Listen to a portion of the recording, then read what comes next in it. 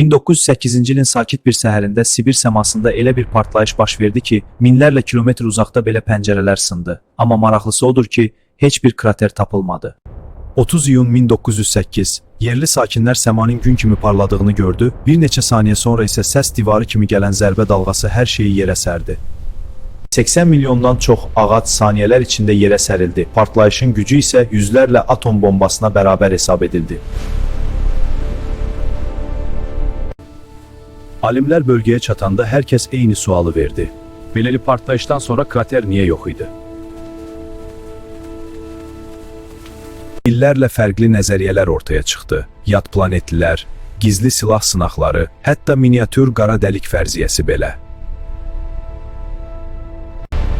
Müasir araşdırmalar göstərdi ki, Tunguska partlayışı böyük bir asteroidin atmosferdə parçalanması nəticəsində yaranan hava partlayışı idi.